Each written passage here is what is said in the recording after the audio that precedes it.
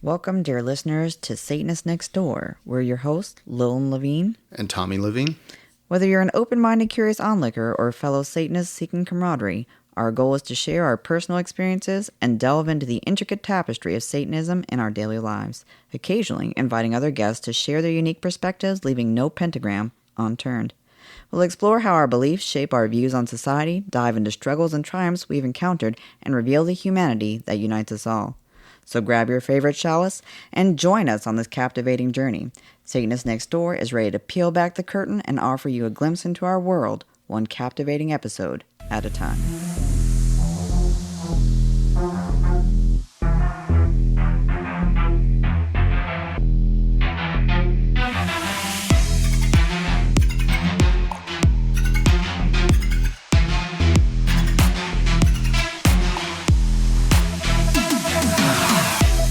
Hello and welcome to another episode of Satanists Nextdoor. Today we're gonna touch on a subject we've talked about before, which is abortion. But with this one, there's some new happenings here in Texas, and so we thought we would dig in a little bit deeper to kind of discuss what they're trying to do here in Texas, and which I assume, because Texas is kind of like the testing point for a lot of these things, what you may see coming to a state near you. Well, and it's important to notice that it's not just Texas. This same thing is going on in other states. There were two mentioned specifically, I believe. I'm trying to remember now. It was Iowa, I think. There were some other states mentioned, and I will find that information and clarify. Yeah. But definitely what they're doing here is an interesting model, and a model that should concern everyone. Yeah, very much so. So you can actually find this entire, bit of information on the Texas Tribune. There's an article called "Texas Highways Are the Next Anti-Abortion Target. Mm-hmm. One Town is Resisting." And yeah, so they're, if I get that and Lilin, kind of, if I've understood this wrong, let me know. But they're basically trying to build this like invisible wall around these states so that if you drive down the highways, and you cross into one of these counties while bringing somebody to leave the state for an abortion, then all of a sudden you can be on the hook.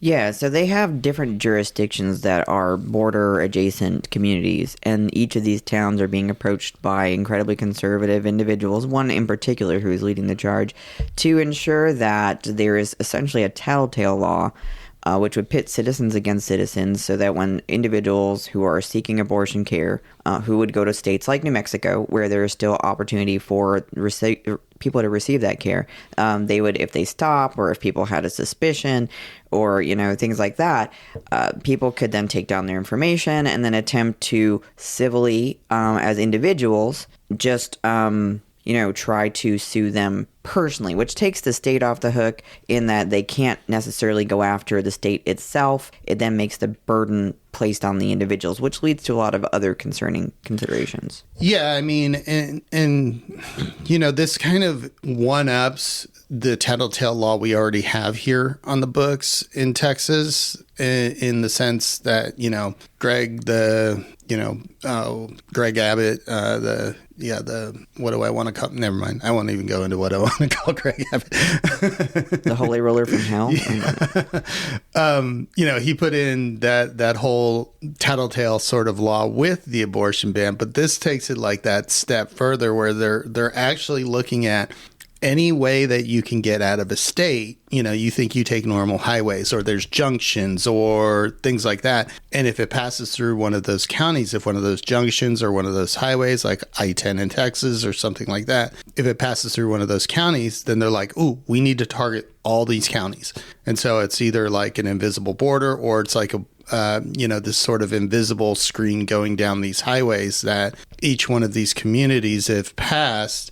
And yeah, it's civil right now, but it's concerning to me because I read the tea leaves on a lot of these things, and I could see, depending on the way politics goes and our Supreme Court and all that sort of shit goes, these things turning from just civil. But even being civil, I mean, in Texas, you can't the way that the law was set up in Texas is if somebody sues you for helping somebody with an abortion and you win the case, you can't get your fees back. Right. But the important thing is, the individual seeking the abortive care cannot be pursued legally, period. Yep. This law and a lot of the other laws only allow pursuit of legal action by civil individuals, citizens like yourself and myself, against the people that are helping them. And that means anybody that's driving a car, providing financial assistance, any kind of a support system that helps them to seek abortive care is then allowed to be sued by individuals who disagree. And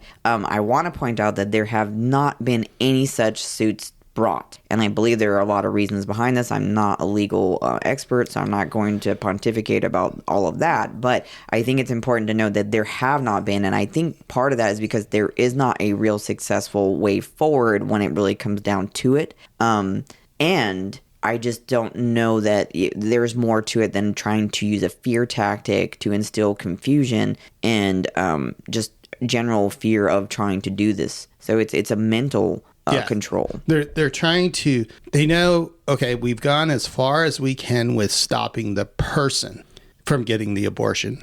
So who do we target now? Well, now we target anybody that is pro-choice. Or is trying to help a person. So literally the way that this reads is if you were bringing somebody, say, out of state to New Mexico for an abortion. Or even providing funding. I want to make sure that, that's any what kind I was going to get at. And I was going to say, hey, here's $5. Would you give Susie, would you stop at McDonald's and get Susie some lunch on the way? Because I gave that $5 to help feed Susie on the way.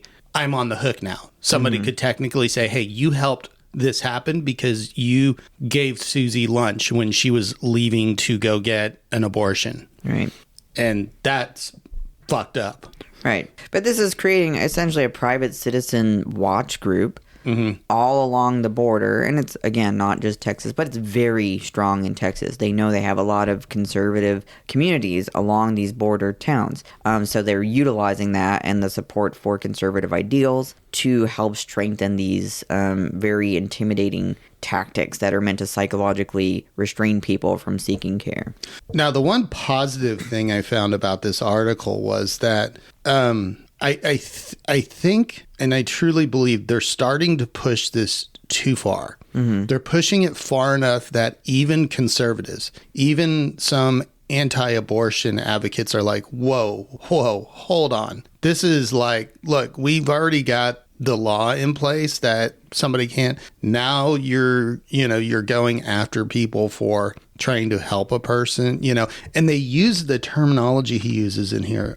This asshole's name is Dickinson or Dixon. Name, Dixon. Yeah, his last name's Dixon. And he uses the terminology trafficking. If you're abortion trafficking, which that's so beyond fucked up because it gives a vision like you've kidnapped this person and you're trying, because that's what trafficking is. It's taking someone against their will to participate in something they don't have any desire to participate in. And I have to be very clear, when individuals are being brought to another state for abortion care, if someone is being pushed into that against their will, I am completely opposed to it. Again, pro-choice means the choice of the person seeking the care. And if they don't want that care, then there's no reason anyone should be trying to force them to receive that care. However, if people are in a situation where they want that care, they have every right to seek it and to utilize any resource at their at their disposal, including individuals who are willing to help them to do that. The cost of traveling outside the state is astronomical, especially when you look at the people that are typically affected by these bans. So you're talking about people that live in marginalized communities. You're talking about people that often don't have a lot of financial resources. These are the people that are most affected by this. So time off work, child care for existing children, gas money, the cost of the abortion itself, which usually there are some funds out there to help. But again, this is going to be impacted by these civil suits, and transportation funds that are provided will also. So the person taking them is at risk. And Florida is doing something similar, and you see it is affecting a community there. The migrant community down there is being heavily affected because individuals who transport them are being held accountable for that transport and face legal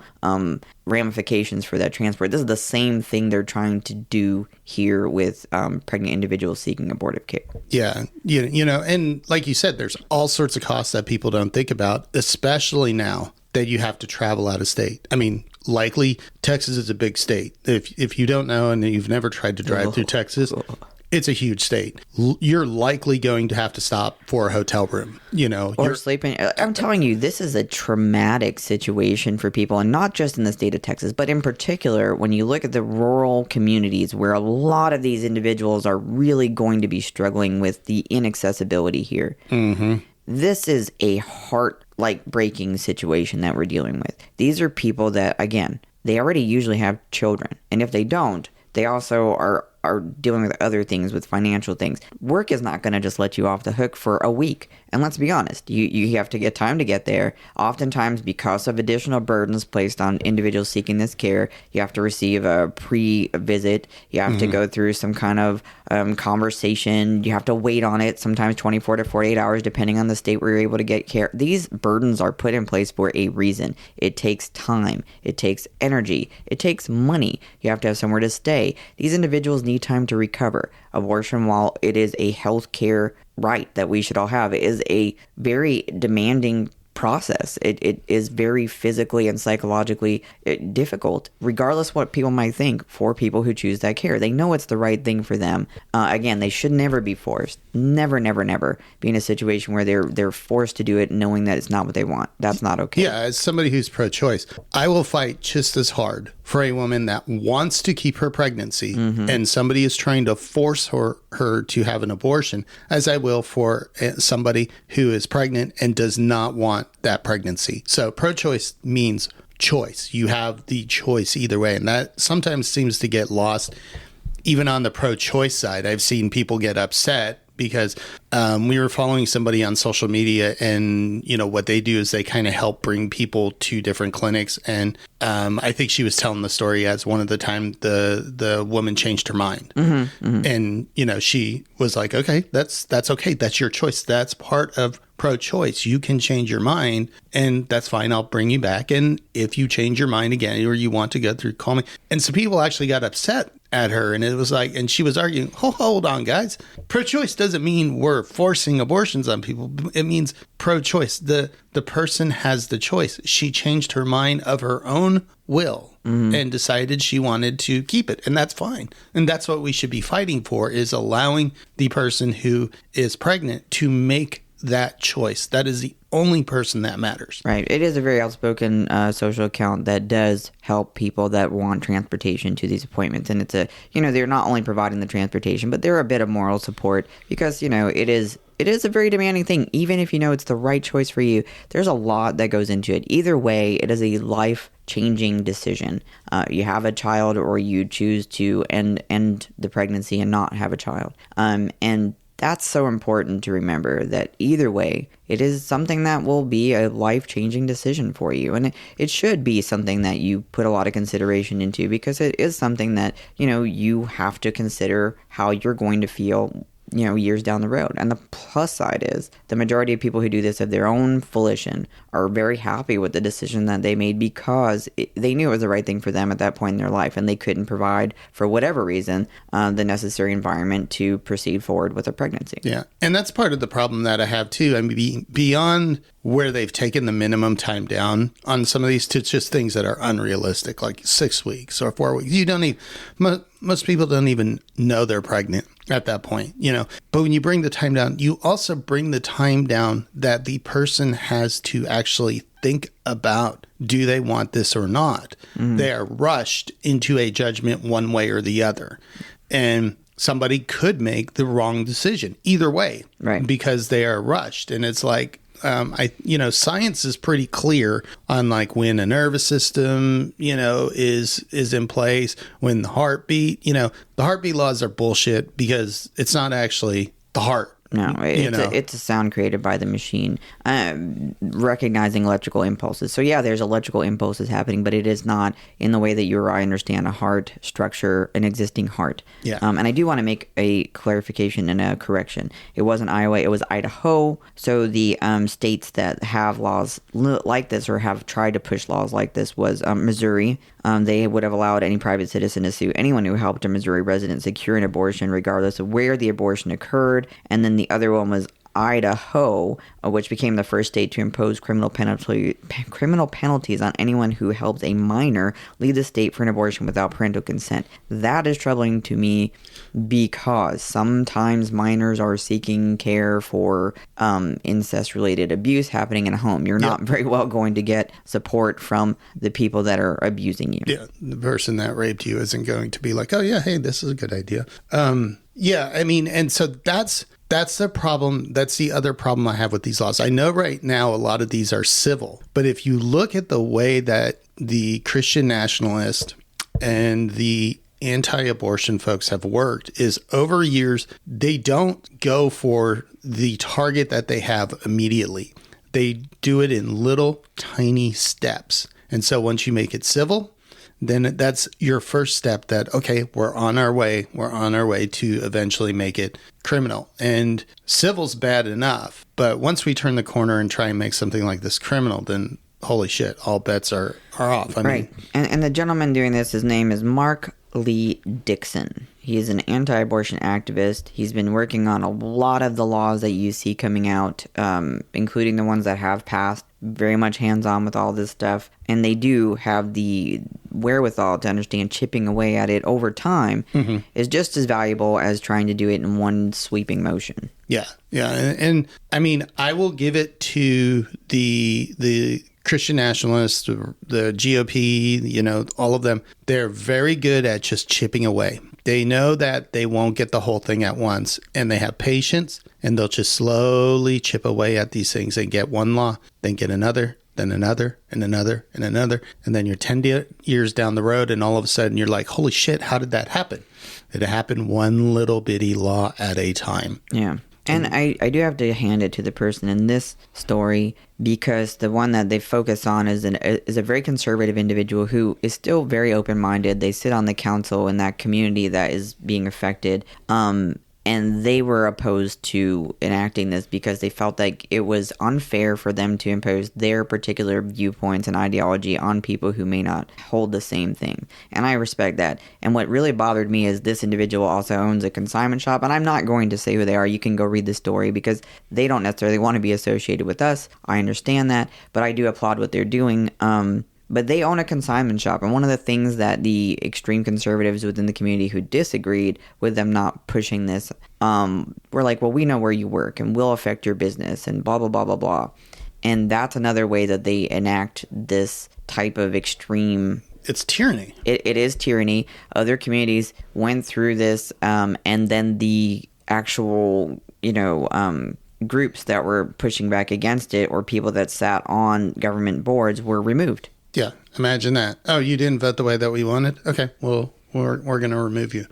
Hey, we're slowly moving towards theocracy, one board at a time, one law at a time, just slowly kind of getting there. And everybody's like, fucking ignoring it. And it's like, oh, no, it's not really that big of a deal. Okay, well, when it becomes that, then, shut the fuck up because you had your option and you had your chance and you didn't listen.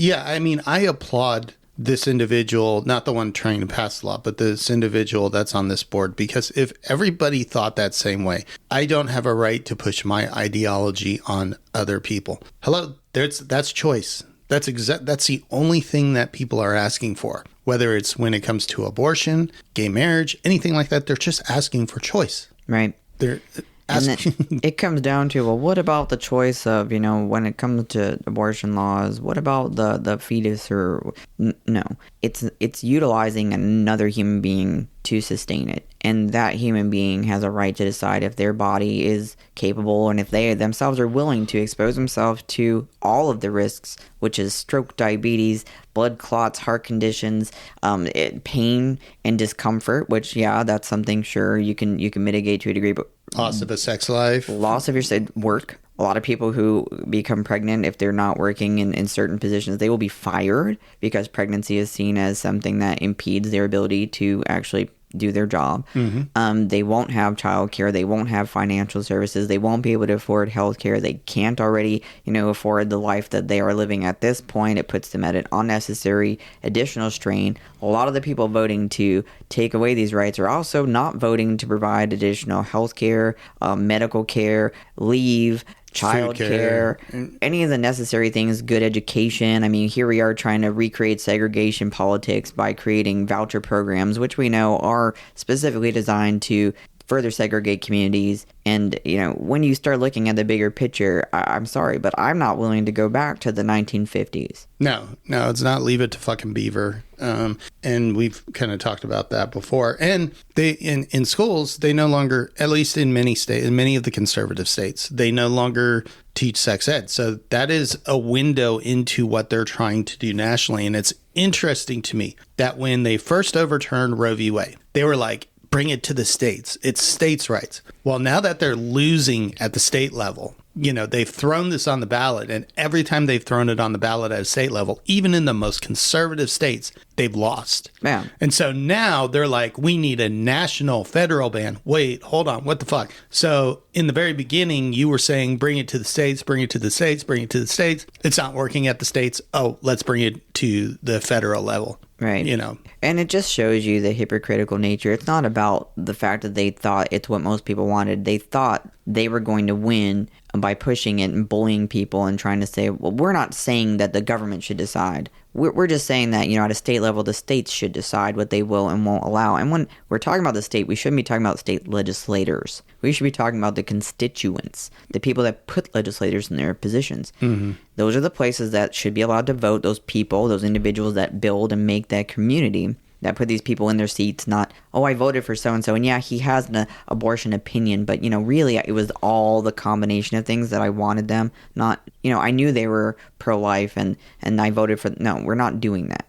We're not going to try to push the fact that you knew this person you voted for was pro-life, so by default, you must hold a pro-life stance. That's wrong. Yeah. Put it on the ballot independently and allow every community to vote what they want and watch what happens. And if you don't like that, stop pretending. Tell everyone what you're really saying from the conservative standpoint. We want to force you to gestate a pregnancy, whether or not you want that. Yeah, well, they basically want to force the theocracy down our throat, Even if we take religion out of it, let's just pretend that that's not it. It's authoritarian. Yeah. To sit there and impose on others based on what you, a small minority of people, and I know they're loud, I know they're aggressive, I know in a lot of ways that the rhetoric is scary, but these are still a minority group of people in this country. And if we would like to maintain a healthy balance, the rest of us who have different opinions but can agree that this should be left up to the individual have to work together,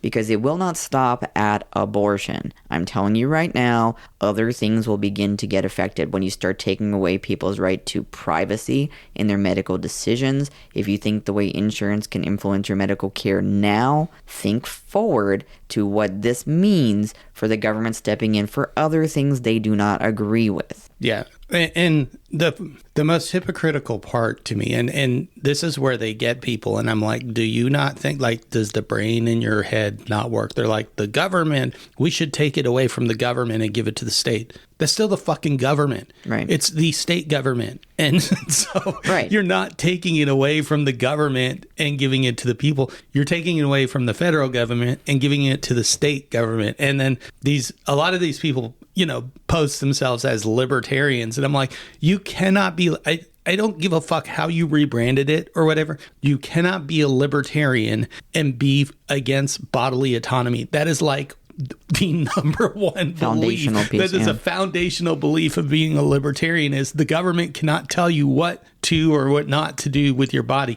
And like true libertarianism goes all the way into like drug use and sex work and all of that sort of stuff. We're not touching on all that today. But. Right. But what I'm saying is, like, these people, they're like, oh, I'm a libertarian, but I'm for making anti-abortion laws. You can't be a libertarian. You're not a libertarian. You're a conservative who thought that libertarian sounded cool. And so you're using that name. Yeah. and that title. And I fully support anyone who doesn't want to participate in something that is legally available to a community. I fully support you. Don't do the thing. And it sounds callous because I'm told, well, but abortion does affect us. Our moral compass, blah, blah, blah, blah, blah, blah, blah. So what you're saying is you believe you have the right to push your morality onto other people's private personal decisions. Can I do the same to you? Would you be okay with that? I mean, for them, unfortunately, that would not mean a limitation on very much. But if you look at that, where are we going? Yeah. Who's deciding for who? Which group? What about when things shift? Because, folks, ideologically, in history, go ahead and look, things change. Mm-hmm. And what may be in power, like holding the bigger portion of society today, will shift. Will you be okay if another religious majority were to take over? Will you be okay if, other types of ideology take over? How will you navigate the environment where you've completely restricted your right to make independent individual decisions for your life? Yeah. I mean, this to me goes all the way back to the First Amendment. You're not supposed to be pushing religion in government. You're not supposed to be basing laws off of religious doctrine.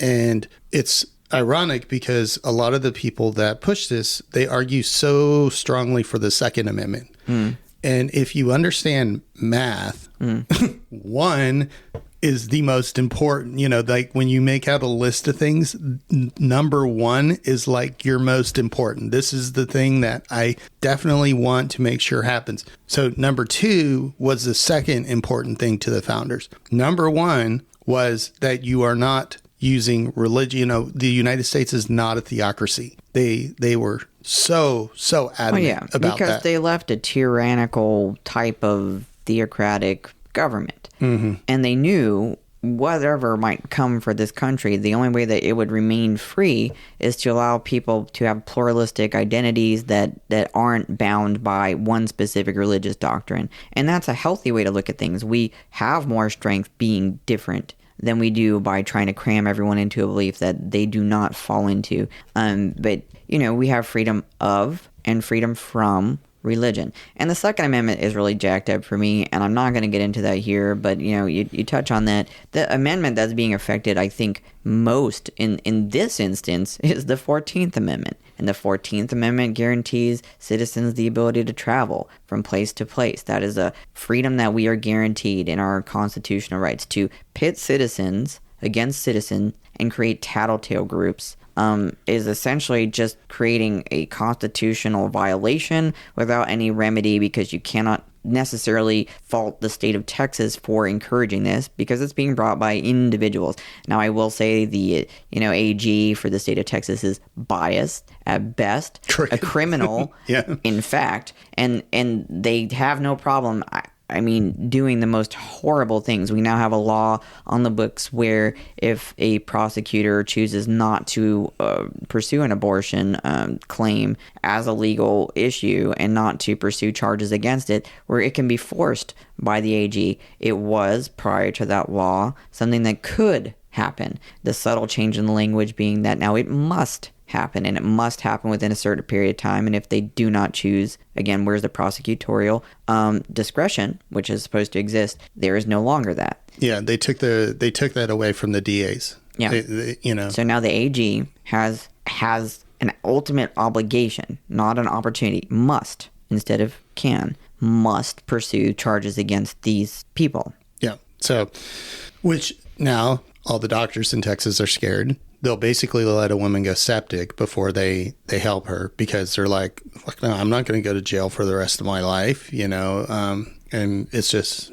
it's the domino effect. Every state needs to really think about what they're doing. Another state recently lost a child, not just children, but a cardiology specialist who worked with children, worked with a lot of people. One of the foremost cardiology specialists in the nation left a state because they had extreme anti-LGBTQ laws. They didn't feel safe in that community, and they've left. And if you think about this, we're going to start losing medical minds very important medical minds from states, and they will all move to states that have very different, more open-minded laws, more safeties and security for them. And what will happen to these other states? Yeah, I mean, businesses will leave. It has a domino effect. There's a reason why you see Greg Abbott out there on social media begging businesses to move to Texas. Well, lying. Right. He lies, but he's out there begging to get businesses to move to Texas. Well, you know what? If businesses were tripping over themselves to move to Texas,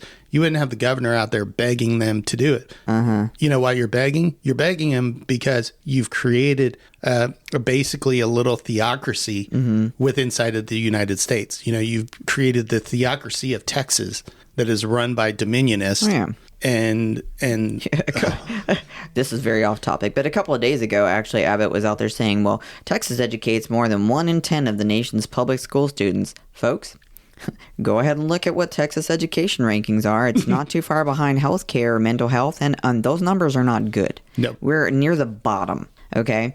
And the worst part about that is, and I think everyone around the nation needs to understand this, Texas is one of the largest states. And as one of the largest states, they set the precedence of what educational material is out there for the nation. Yep. We are, again, near the bottom. Okay. We're enforcing religious crap in our education. We're removing important educational aspects, which, that's what I thought education was for. And then the material that's being put out because of the changes and because of the mentality here will affect our entire nation. Yeah, it'll have a domino effect. And that's when I see laws like this, the one that we were talking about, these like invisible anti-abortion borders. Yeah. And when they start using terminology like abortion trafficking, that is really disturbing. And sure, if it was only isolated to Texas, then okay, yeah, those of us in Texas, we'd have to deal with it and figure out, do we want to stay here? But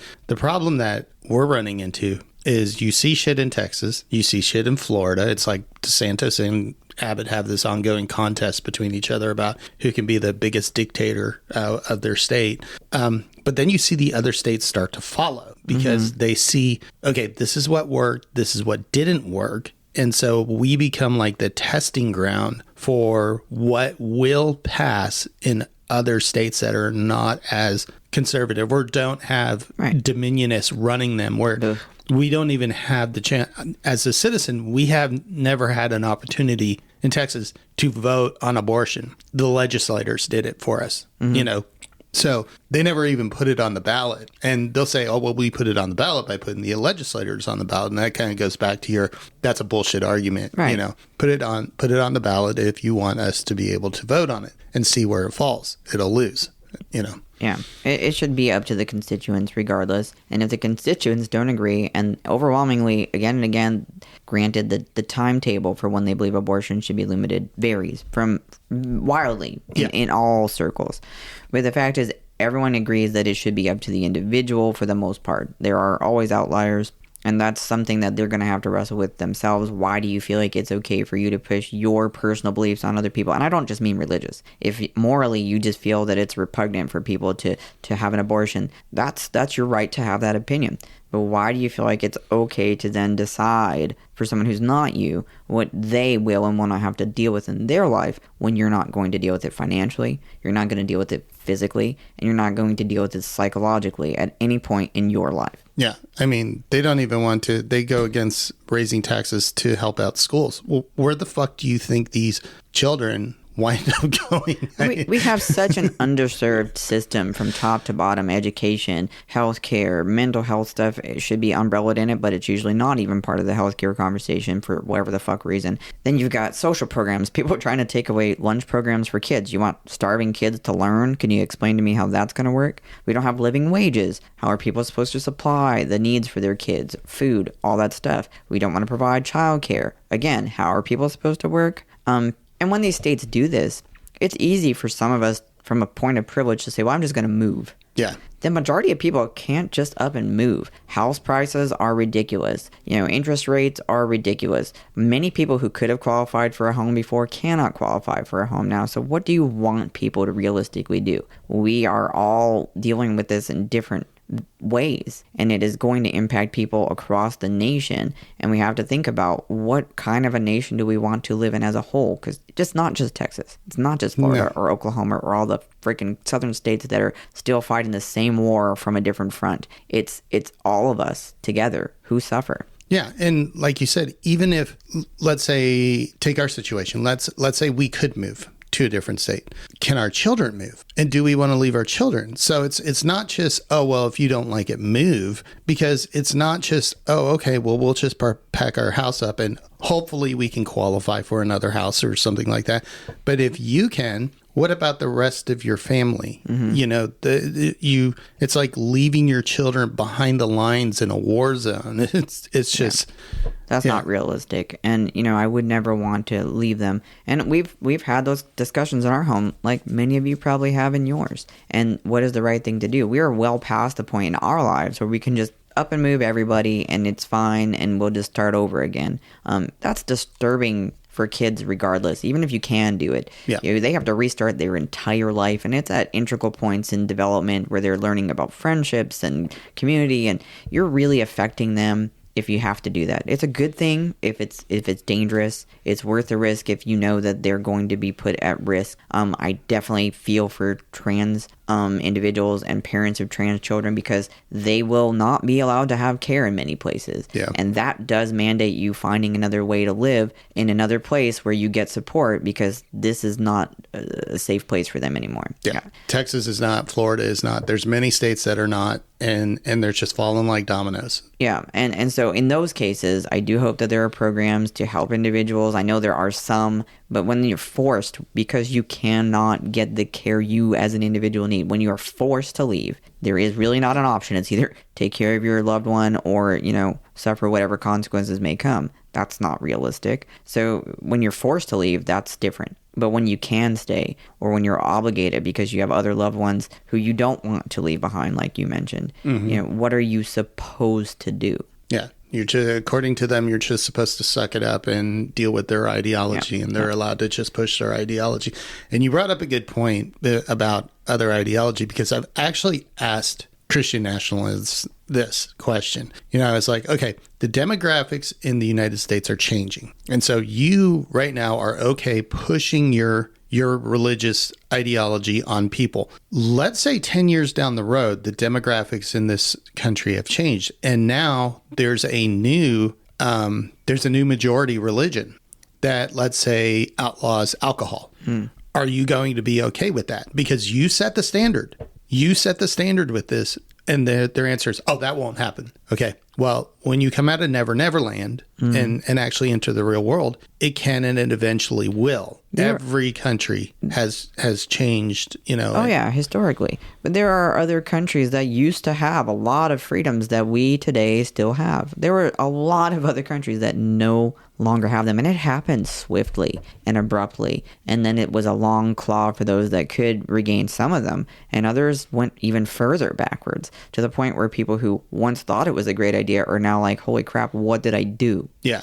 That's the point I try and make too, is, you think it's going to be this great utopia that, oh, we'll live under the laws and ideologies that I have. Yeah, you'll start out that way. But in order to keep these things, they get more and more extreme. And you can just look through history. It is a pattern. It's the way that they hold power. And then eventually people you love, maybe it's not you, maybe it's your children, maybe it's your wife, maybe it's your brother, your sister, your parents. Somebody steps over one of those new more radical ideology. For you, it's now become radical. And then they're suffering because of it. And then you're looking around saying, holy shit, this isn't what I signed up for. Yes, it is. It's exactly what you signed up for. Yeah. So, I mean, it's upsetting on a lot of different fronts. It's concerning, as we end this legislative session and begin to move into another one, we have to think about where we are heading as a society. And even though we all may have differences, and we should, I think differences allow us to grow as people, Yep. recognizing why we feel a certain way about those differences, challenging our own preconceived notions, and looking at how we can benefit one another regardless of how we might feel. I can still respect someone who's completely on the polar opposite of me unless it comes down to things like a person's right to exist. That's non-negotiable.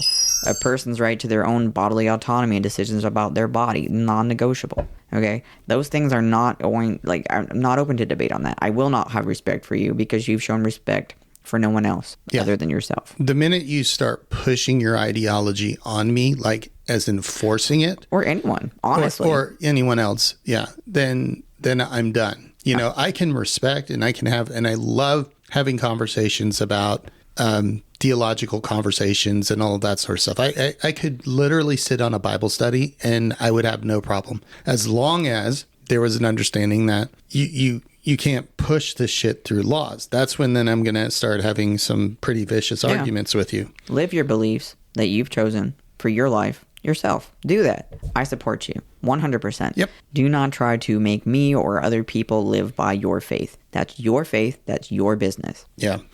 So, yeah, I mean, we thought we'd talk. I know we talked about abortion before, and we'll talk about it again because, you know, it's something that, you know, we're dealing with. But these invisible sort of borders, when we saw this article, you know, when you read it to me yesterday, I was like, oh shit, we have got to talk about this. I mean, because this is fucking scary. Yeah, but as someone that has personally received abortive care, it's something that everyone has a right to pursue for whatever the hell reason. You don't have to have a freaking normal reason according to society. People are like, well, if it was healthy and you're... No, nobody's obligated to bring a life into the world, whatever your freaking thoughts might be around it. No one is obligated. There's so much more to it. And that's up to each person individually to decide for themselves. So that's something I am passionate about because it's something I personally have experienced and it's something I support. I have all daughters. Every one of them has that same right. I will bring them wherever they need to go. I will do whatever I need to do. If they choose to enact that right for their body, that's what's going to happen. Come hell or high water, I will help them get whatever care they need. Yeah. Well, and it's sad because right now a corpse has more rights to their body than a woman. What the fuck is that? You know, because in order to remove organs from a corpse, you have to have permission from that person. And, you know, of course, they can't give permission when they're dead. So you have to have the permission, you know, on their driver's license or something like that. Or via medical proxy. Yeah. Right. But without that permission, a corpse has more control and more say over their body than a woman who is pregnant right now. Yeah. I should rephrase that. Than a person who is pregnant right because now. I'm sorry, y'all can cry about it if you don't agree, but trans men are men. Trans men can absolutely get pregnant, and they do not have any obligation any more than anyone else to follow that through. If they want to, go for it. Yeah. And every once in a while I slip and I'll say women. It's just years of habit in the way that I've argued this, but I do try and be conscious now and catch myself. And if I do say something, I will normally try and catch myself and say person. Yeah, I appreciate that because all individuals that have the ability to become pregnant have the same rights. And I've had this conversation before. True feminism is about challenging things when it comes to gender norms and expectations that inhibit people's rights. That's what I stand for. It will always be what I stand for, and it will be what I will until my last breath. Yeah. But this is just so huge because there are long-standing ramifications. We're essentially enacting a private citizen army to monitor people's travel and to attempt to, you know, just stop people from having the right to decide what's right, you know, their personal body. So I remember when Roe v. Wade fell, there was a couple videos that started to go out. And, you know, they were going off of the tea leaves that had been written that were touching on this subject. You know, somebody traveling, them getting pulled over because they're trying to leave the state. And people were like, oh, that's extreme. That would never happen. Guess what? Here we are. It's happening. Yeah. Maybe it's not right now the police. Yep. Maybe it's not right now, you know, a border checkpoint between states. But look at what they're saying. They said, oh, if we get abortion off the books, we would never take away contraception. Right. We believe that, you know, each family has the right to their own reproductive decisions. Each individual has the right to their own reproductive choices. You know, just not abortion. That's just, it's not fair. Okay, so what are they talking about now, folks? take a look around. IUDs are evil and horrible, and birth control is horrible, and condoms are a good option, but at the end of the day, there's things about that are concerning, and then they go Sex into should be about procreation Dude, only. Screw you. I'm sorry, but sex is normal. It is beneficial to your health, to your well-being, to your relationship. It's a bonding exercise. It helps with your heart, stress. It's fucking fun. It's fun. And there's nothing wrong with that. You're not a slut or a horrible person because you enjoy having sex, and you don't have to be in a committed relationship to have healthy consensual sex. Yeah. So they're attacking all manners of different ways of life. Mm-hmm. And your way of life is yours. If you respect other individuals and you're using consent, I don't care what you do in the privacy of your own life. Yep. As long as you're an adult and there's consent there, I don't care. And on the flip side of that, if you're somebody who, is doesn't enjoy sex, that's fine too. Yeah. That is your choice. You don't have to ever have sex. Yep. And that's what we're talking about when we talk about choice. It is each individual's choice, what they want to do, how they want to do it, and as long as they are consenting adults. Yeah. It always cracks me up because people are like, well, you're pushing your personal ideology on people when you do these things. Okay, by my choice? personal ideology being do what you want as long as you're not harming another human being, and invading their individual rights as a person. Oh, no. That's awful. So you can do whatever you want, literally whatever you want, as long as you're not harming another individual and breaching their consent. Yeah. So choice is a bad thing. And, I go out there, you go out there. There's a lot of things we think should just be legal and have the same legal protections. I'm one of those people. You're one of those people. Sex work is work. They should have legal protections. They should be able to actually hold a business license and have a job and have all the safeties around that. There's so many things that come down to personal choice that I just think do your thing. It's your life to live. Yeah. So, well, I think we've covered this. Beat this one to death. Yeah, I think we beat this one, but it's an important one to really acknowledge and see what's happening. You have to open your eyes. And sitting in the corner, I say it all the time, sitting in the corner with your thumb up your ass doing nothing is doing nothing. That is still an action. Well, and at the time of this recording, we're coming up on yet another large, election year. I'm not telling you how to vote. I will never tell you how to vote. But what I will tell you is... Go vote. Go vote. And think about, again, what is your vote for? And I wish we were in a country that had two parties. I really do. I wish we had a lot more representation and a lot more choices. But I want you to consider, choosing not to participate is giving the vote to somebody else. And it may be somebody else that you wouldn't want to live under. So you have an obligation to yourself, to the future that you're creating, to go out there and learn about who's up for election, what they stand for. And it's tricky because we have people that keep flipping sides, but do the best you can and just vote for a future that you can actually be proud of. Yeah. And I think that's a perfect note to leave this on. So thank y'all for your time. Hail Satan. Hail Satan.